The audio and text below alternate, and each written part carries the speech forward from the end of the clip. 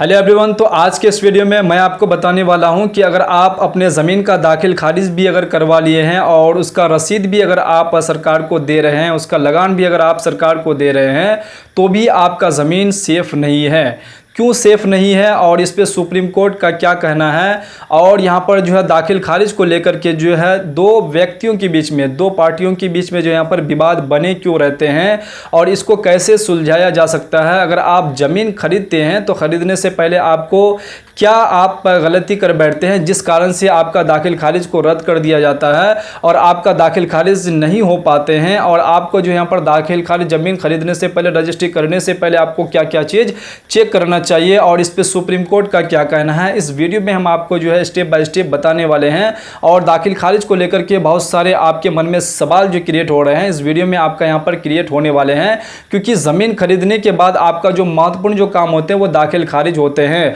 अगर आप गलत तरीके से अगर सारा चीज़ करते हैं, रजिस्ट्री भी करवा लेते हैं, उसके बाद म्यूटेशन भी करवा लेते हैं, अगर गलत तरीके से अगर म्यूटेशन अगर हो जाता है, जो आपका कर्मचारी या फिर आपका सीओ गलत तरीके से करते हैं, तो कर्मचारी पर क्या एक्शन यहाँ पर होने वाले हैं और सीओ पर भी यहाँ पर उसकी नौकरी पर क्या असर पड़ने वाले हैं। तो अगर आप ऐसा अगर करते हैं, अगर आपका भी ज़मीन अगर ऐसा है, तो आपको जो है दाखिल खारिज के बारे में आपको सही से समझ लेना बेहद ज़रूरी है। इसके कानूनी प्रक्रिया के बारे में आपको समझ लेना बेहद ज़रूरी है, क्योंकि यहाँ पर जितने भी मैक्सिमम गाँव के व्यक्ति जो है दाखिल खारिज को सही तरीके से नहीं समझने के कारण जो है वो बाद में बहुत बड़ी समस्या का शिकार बन जाते हैं और उसे जो है यहाँ पर कोर्ट कचहरी तक जो है ये दाखिल खारिज यहाँ पर पहुँचा देते हैं और उसको जो है यहाँ पर आर्थिक स्थिति उसका खराब हो जाते हैं, समय भी यहाँ पर बहुत बर्बाद होते हैं इसी दाखिल खारिज को लेकर के। और गांव के जितने भी यंग व्यक्ति है वो जो है इस वर्ड से यहाँ पर दूर रहते हैं। ज़मीन तो खरीद लेते हैं लेकिन उसे ये चीज़ नहीं पता होता है कि रजिस्ट्री कैसे किए जाते हैं और यहाँ पर रजिस्ट्री के बाद कौन कौन से प्रक्रिया किए जाते हैं और ज़मीन खरीदने से पहले हमें क्या क्या चीज़ करना चाहिए।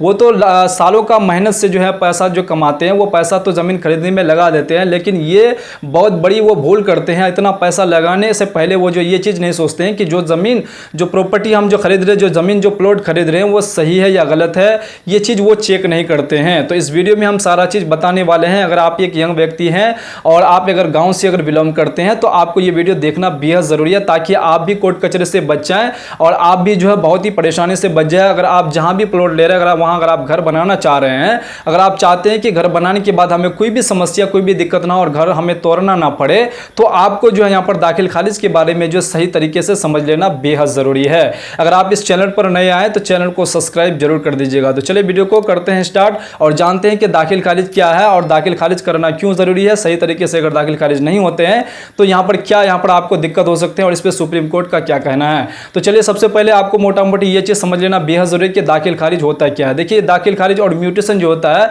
ये एक ही वर्ड है। ये दाखिल खारिज हिंदी में कहे जाते हैं और म्यूटेशन जो है आपका हिंदी इंग्लिश में कहे जाते हैं, क्योंकि बहुत सारे गांव के व्यक्ति को ये चीज़ नहीं पता होता है और उससे पैसे ठगे जाते हैं। अगर वो दाखिल खारिज अगर हुआ भी रहता है उसका, अगर दाखिल खारिज हो जाते हैं तो अगर वो फिर उस पेपर को चेक करने के लिए किसी व्यक्ति को देते हैं तो वो फिर म्यूटेशन के नाम पर जो उससे पैसे ठग ले जाते हैं। तो आपको ये चीज़ जानकारी होना चाहिए कि दाखिल खारिज और म्यूटेशन एक ही चीज़ होते हैं। तो दाखिल का मतलब क्या होता है कि जो व्यक्ति यहाँ पर जो ज़मीन, दाखिल खारिज का मतलब क्या होता है कि जो व्यक्ति आपको ज़मीन बेचे हैं उनसे ज़मीन खारिज हो जाते हैं और आप जो ज़मीन यहाँ पर खरीदे हैं तो आप उस ज़मीन पे, उस प्लॉट पे दाखिल हो जाते हैं। और ये चीज़ जो है यहाँ पर रिकॉर्ड, सरकारी रिकॉर्ड में दर्ज किए जाते हैं। आपका जो लगान, जो रसीद पहले वो जो जिससे आप ज़मीन खरीदे हैं उनका पहले लगान वो सरकार को दे रहे थे, अब लेकिन वो अगर खारिज हो जाता है तो सरकार के रिकॉर्ड में जो है आपका नाम दर्ज किए जाते हैं। उसके बाद आपका लगान निर्धारित किया था आपके नाम से, यहाँ पर सरकार को आप जो है रसीद देते हैं और आप ही के नाम से होते हैं। तो मोटा मोटी आप ये चीज़ समझ गए कि दाखिल खारिज का मतलब क्या होता है।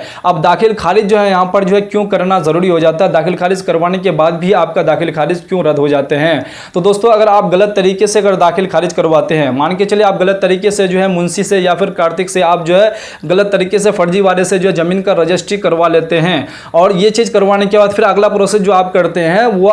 जो दाखिल खारिज का काम होता है, जो म्यूटेशन का काम होता है, वो भी आप आप गलत तरीके से कर लेते हैं, सीओ को मिला करके और आप अपना जो कर्मचारी है उनको जो है पैसा वगैरह दे करके जो है गलत तरीके से दाखिल खारिज करवा लेते हैं। करवाने के बाद जो है उस जमीन पे जो सही जिसका सही रजिस्ट्री होता है उसको पता नहीं होता है, लेकिन आप जो गलत तरीके से रजिस्ट्री करवा करके म्यूटेशन यहाँ पर करवा करके रसीद कटवा करके आप उस जमीन पे दखल ले लेते हैं। तो इस तरह से अगर करते हैं तो आपका यहाँ पर जो अगर जो सही यहाँ पर जिसका सही यहाँ पर जो दाखिल खारिज होगा उसको जो है उस जमीन का पोजीशन दिया जाए। अगर आप गलत तरीके से अगर उस जमीन का दाखिल खारिज करेंगे तो आपका पोजीशन को यहाँ पर खत्म कर, आपका रजिस्ट्री को यहाँ पर खत्म किए जा सकते हैं। क्योंकि यहाँ पर जो है बहुत यहाँ पर जो आए दिन यहाँ पर देखने को मिलते हैं कि बहुत सारे यहाँ पर जो क्या व्यक्ति क्या करते हैं कि जमीन तो गलत तरीके से रजिस्ट्री कर लेते हैं और गलत तरीके से क्या करते हैं वो म्यूटेशन भी करवा लेते हैं कर्मचारी से मिलके और अपना सीओ से मिलके। अगर ये चीज अगर जो सही जिसका राइट जिसका सही वो जमीन है और सही तरीके से उसका रजिस्ट्री हुआ है और वो गलत तरीके से उस जमीन को यहाँ पर म्यूटेशन अगर करवाते हैं तो सीओ पर भी जो यहाँ पर वो क्लेम कर सकते हैं कि हमारे जमीन को जो दूसरे के नाम पे यहाँ पर दाखिल खारिज करवा दिए हैं। तो अगर वो ऑब्जेक्शन कर देते हैं और इस पे यहाँ पर जो है एफआईआर कर देते हैं तो उसका उन सीओ का जो है यहाँ पर नौकरी भी यहाँ पर जा सकते हैं। तो इस तरह से अगर वो गलत तरीके से किसी भी व्यक्ति की अगर जमीन को अगर गलत तरीके से अगर म्यूटेशन दाखिल खारिज करवा देते हैं तो उनका नौकरी भी जा सकते हैं और जो व्यक्ति गलत तरीके से दाखिल खारिज किया गया उसका दाखिल खारिज को भी यहाँ पर रद्द किए जा सकते हैं और कर दिए जाएंगे। तो ये चीज आपको मालूम होना चाहिए। अगर आप जब भी जमीन खरीदें तो आपको जो जमीन खरीदने से पहले जो उस जमीन का आपको डेटा मालूम होना बेहद जरूरी है। उस जमीन का जो है यहाँ पर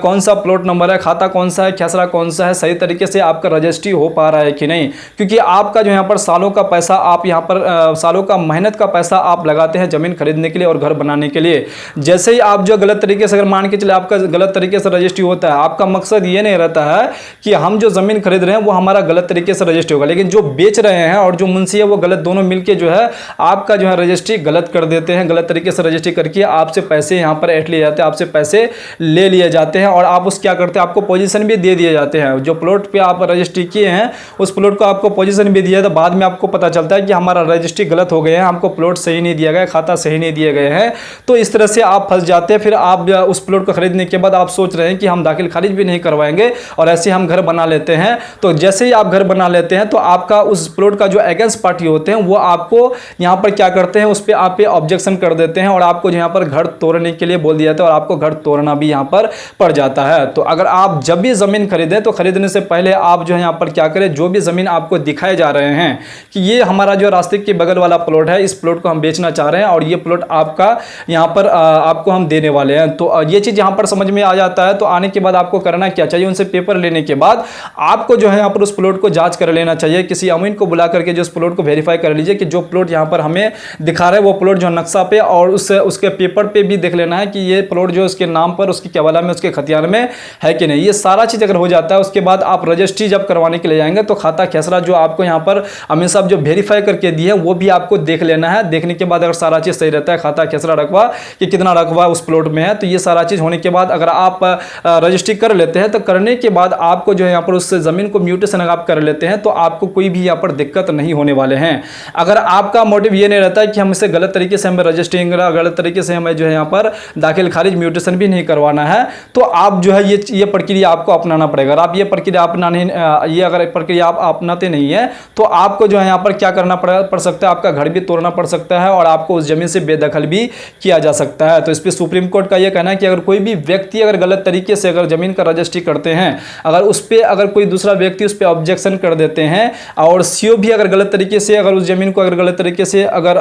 दाखिल खारिज म्यूटेशन कर देते हैं तो उसका भी नौकरी जा सकते हैं और उसका जमीन भी यहाँ पर खत्म हो सकते हैं। तो इस तरह से जो है यहाँ पर क्या होते हैं, दो व्यक्तियों के बीच में विवाद होते हैं कि अगर गलत तरीके से अगर आप जमीन बेच देते हैं। फॉर एग्जांपल मान के चलिए कि आपने जो है जो प्लॉट खरीदे हैं और आपने क्या किया, समय पे जो है यहाँ पर दाखिल खारिज नहीं करवाया है। आपने तो जो प्लॉट खरीदे हैं, खरीदने के बाद आप पोजीशन ले लिए हैं, लेने के बाद जो उस पर आप खेती करके खा रहे हैं और आपको ये पता नहीं है, क्योंकि मैक्सिमम गाँव के व्यक्ति ये गलती कर बैठते हैं, वो जमीन खरीद लेते हैं और उसके बाद जो वो सोचते हैं कि ये ज़मीन हमारे हो गए हैं। तो अब ये क्या होता है, अगला जो काम आपका फंस जाते हैं, जो ज़मीन यहाँ पर जो जिससे आप खरीदे हैं, जिससे आप खरीदे हैं, जिसका पहले जो खतियानी जो प्लॉट था और जो खतियान से जो व्यक्ति बेचे हैं, वो व्यक्ति क्या करते हैं, इसको वो जो है यहाँ पर नेट पे पहले चेक कर लेते हैं कि किसके नाम से ये प्लॉट जो है यहाँ पर जमाबंदी चल रहा है। और वो व्यक्ति इसको पता चल जाता है कि ये जो प्लॉट है, हमने जो है 5 साल 10 साल हो गया, 5 साल 10 साल पहले इस प्लॉट को हम बेचे थे, लेकिन इस प्लॉट का जो है यहाँ पर क्या अभी भी हमारे नाम से दाखिल खारिज अभी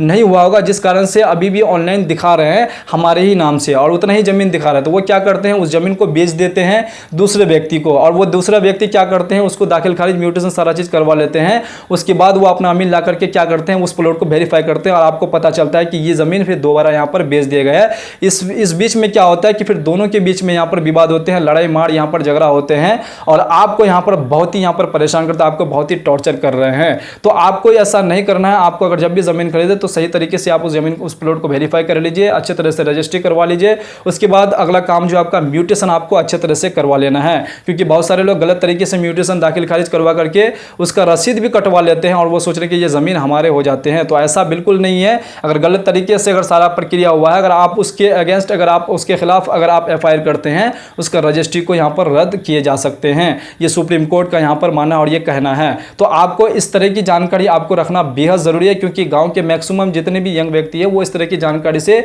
दूर रहते हैं और ये इस तरह की जानकारी जो अपने बड़े बुजुर्ग जो पिताजी होते हैं उन पे छोड़ देते हैं और वो इस चीज को जो है पर गहराई से ना समझने के कारण जो है बहुत बड़ी गलती का यहाँ पर जो है शिकार बन जाते हैं और उसको जो है यहाँ पर दाखिल खारिज म्यूटेशन को लेकर के जो है यहाँ पर बहुत सारे व्यक्तियों का जो है समय पे यहाँ पर दाखिल खारिज म्यूटेशन नहीं हो पाता, बार बार रिजेक्ट कर दिए जाते हैं। इस कारण से रिजेक्ट किए जाते हैं कि आपका रजिस्ट्री जो आपकी है वो सही तरीके से सही ढंग से आपका नहीं हुआ होगा, जिस कारण से आपका रजिस्ट्री को सही ढंग से ना होने के कारण आपका दाखिल खारिज को बार बार रद्द किए जा सकते हैं और कर भी देते हैं और आप बहुत परेशान रहते हैं। तो आपको जो है अगर परेशान नहीं होना है तो ये सारा प्रक्रिया जो हम वीडियो में बताए हैं वो सारा प्रक्रिया आपको करना होगा, तभी आपके ज़मीन का रजिस्ट्री फ्रेश तरीके से होगा और उसके बाद आपका म्यूटेशन भी आपको करवाने में किसी भी प्रकार की कोई दिक्कत नहीं होंगे। उम्मीद करता हूं कि आपको ये इन्फॉर्मेशन पसंद आई है। वीडियो को अगर पसंद आई है तो वीडियो को लाइक जरूर कर दीजिएगा और चैनल को भी साथ में सब्सक्राइब जरूर कर दीजिएगा। अगर आपके मन में किसी भी प्रकार की अगर कोई टॉपिक है तो आप कमेंट बॉक्स में जरूर कमेंट करके बता सकते हैं, ताकि हम उस टॉपिक पे आप लोगों के लिए वीडियो बना सकें,